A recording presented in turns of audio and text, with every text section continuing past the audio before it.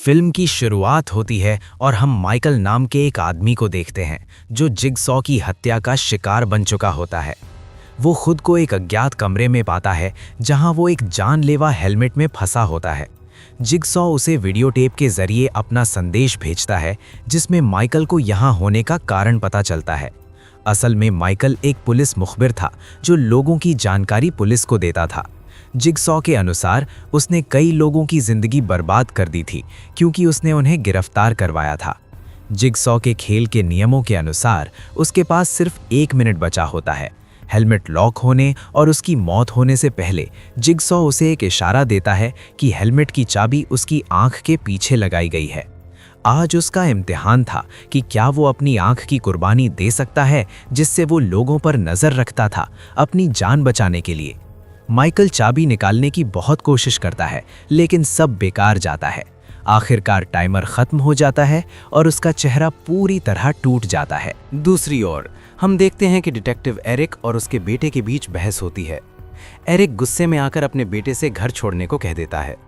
बाद में जब उसे अपनी गलती का एहसास होता है तो वो उसे वापस लेने की कोशिश करता है, लेकिन उसका बेटा डैनियल गायब हो चुका होता है और उसके बारे में कोई जानकारी नहीं होती। तभी डिटेक्टिव एलिसन एरिक को माइकल के क्राइम सीन की जांच के बारे में कॉल करती है क्योंकि माइकल ने दीवार पर एरिक के लिए एक नोट छोड़ा होता है। यहाँ हमें पता चलता है कि माइकल एरिक का मुखबिर था जो लोगों की जानकारी एरिक को भेजा करता था। दीवार पर लिखा नोट और हेलमेट पर बना लोगो देखकर एरिक समझ जाता है कि वे मास्क कहाँ बनाए गए थे। आखिरकार एरिक दूसरे डिटेक्टिव्स की मदद से जिगसॉ का राज और उसकी सही लोकेशन पता लगा लेता है। वहाँ उन्हें जिगसॉ एक कमजोर इंसान के रूप में मिलता है जो कैंसर से पीड़ित होता है, लेकिन वहाँ उन्हें पता चलता है कि उन्होंने असल में जिगसॉ को पकड़ा नहीं है बल्कि ये उसकी चाल थी जिससे वो उन्हें फंसा सके। वहाँ मॉनिटर्स पर वे देखते हैं कि जिगसॉ ने डैनियल, माइकल के बेटे और कई अन्य लोगों को जहरीली गैस से भरे एक कमरे में बंद कर रखा है। उन लोगों के पास सिर्फ 2 घंटे होते हैं, उसके बाद वे जहर से मर जाएंगे। जिगसॉ एरिक को बताता है कि जिन लोगों को वहां बंद किया गया है उन्हें उसने झूठे सबूतों के आधार पर गिरफ्तार किया था और ये सब उसने माइकल की मदद से किया था।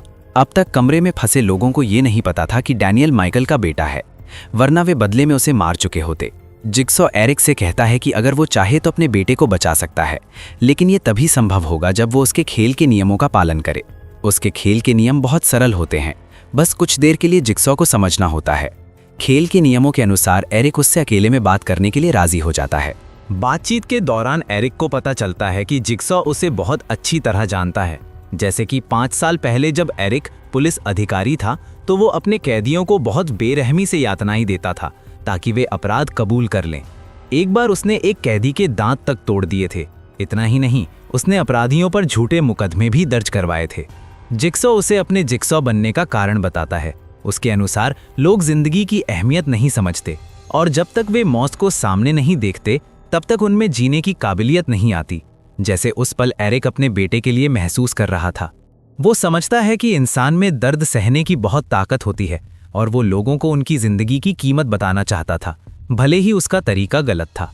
जिगसॉ कहता है कि उसके पास एक निशान है जो वो उन लोगों के शरीर पर बनाता है जो जिंदा नहीं बच पाते। दूसरी ओर सभी कैदी ये जानने की कोशिश कर रहे होते हैं कि वे वहां क्यों हैं। वहां मौजूद लोग एक दूसरे को पहले नहीं जानते थे।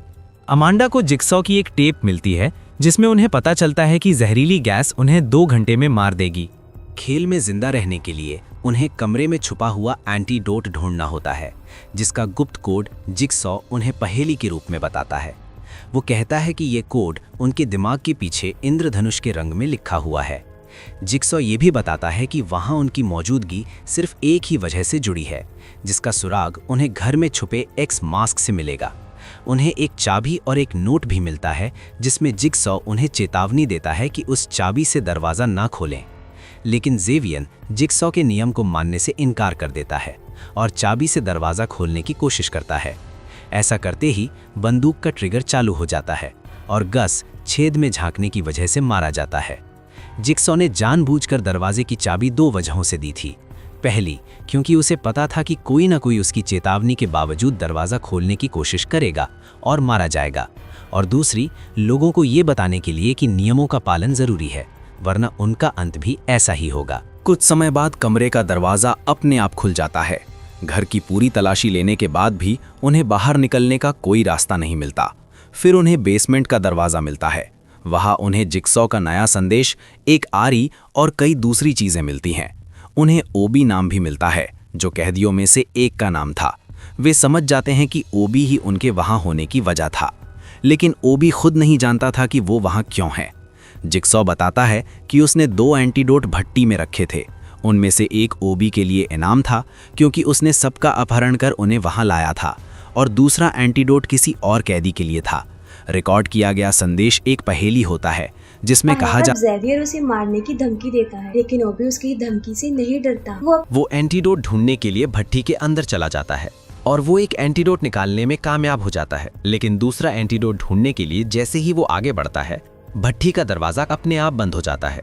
आग लग जाती है और उसकी मौत हो जाती है, और वो एंटीडोट वहीं खत्म हो जाता है। इसके बाद उन्हें एक और कमरा मिलता है और उस कमरे का टाइमर चालू हो जाता है।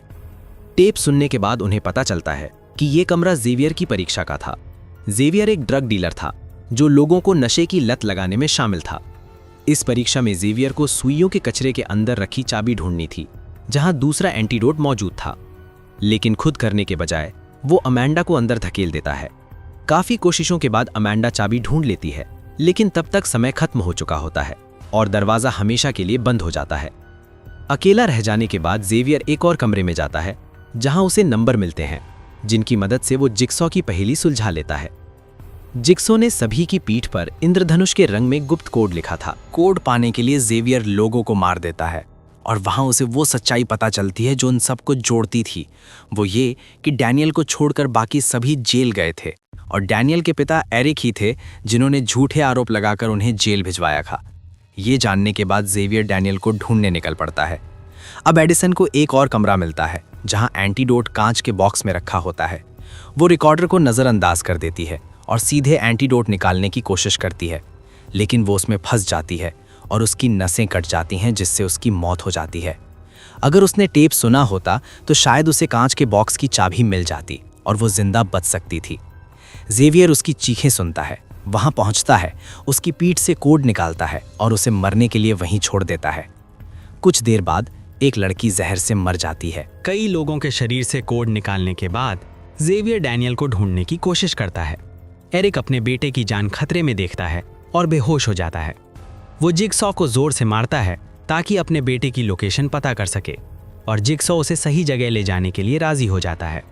लेकिन वो शर्त रखता है कि एरिक वहां अकेले जाएगा। ज़ेवियर उनका पीछा करता है और वॉशरूम पहुंचकर उनसे अपना नंबर बताने को कहता है। तभी अमांडा उससे पूछती है कि वो अपनी पीठ पर लिखा नंबर कैसे पढ़ेगा। ज़ेवियर अपनी पीठ की खाल काटकर निकाल देता है। डैनियल के वार से और दोनों से लड़ाई के दौरान ज़ेवियर मारा जाता है। दूसरी ओर एरिक उस जगह पहुंचता है जो जिगसॉ ने बताई थी। वो बेसमेंट में घुसता है और फोर्स की टीम भी वहां पहुंचती है, लेकिन उन्हें मॉनिटर में दिख रहे लोग नहीं मिलते और न ही कोई पीड़ित मिलता है। तब उन्हें पता चलता है कि ये वही घर नहीं था और वे रिकॉर्ड की हुई वीडियो देख रहे थे, जिसका मतलब ये था कि पीड़ितों के साथ जो कुछ हुआ वो जिगसॉ को पकड़ने से पहले ही हो चुका था। दूसरी ओर एरिक अपने बेटे को ढूंढने के लिए वॉशरूम में जाता है, लेकिन वहां उसे ना अमांडा मिलती है और ना ही डैनियल। फिर उसे बाथटब में एक लाश दिखाई देती है। जैसे ही वो पास जाता है, वो लाश उसे इंजेक्शन लगाकर बेहोश कर देती है। जब एरिक को होश आता है तो वो खुद को जंजीरों से बंधा हुआ पाता है। पास रखी एक टेप से राज खुलता है कि जिगसॉ के अलावा भी एक और मास्टरमाइंड था, और वो मास्टरमाइंड अमांडा थी, जिसने ये सब एरिक से बदला लेने के लिए किया था, क्योंकि वो कभी नशे पर नहीं थी। लेकिन एरिक ने उस पर झूठे आरोप लगाकर उसे गिरफ्तार कर लिया था। वो जेल गई और वहीं उसे नशे की लत लग गई। एरिक ने उसकी जिंदगी बर्बाद कर दी थी, लेकिन जिगसॉ ने उसे नशा छोड़ने में मदद की और उसे एक नई जिंदगी दी। उसने उसे जिंदगी की कीमत समझाई। जिगसॉ से प्रभावित होकर वो उसके लिए काम करने लगती है, और यहाँ उसका पहला शिकार एरिक था। वो जानबूझकर खुद को कैदियों में शामिल करवाती है ताकि वो अपना मिशन पूरा कर सके। जिगसॉ ने एरिक से ये भी कहा था कि उसका बेटा एक सुरक्षित जगह पर है। वो उसकी ओर ही इशारा कर रहा था, और अमांडा उससे कहती है गेम ओवर, हमेशा के लिए, और दरवाज़ा बंद कर देती है। और फिल्म का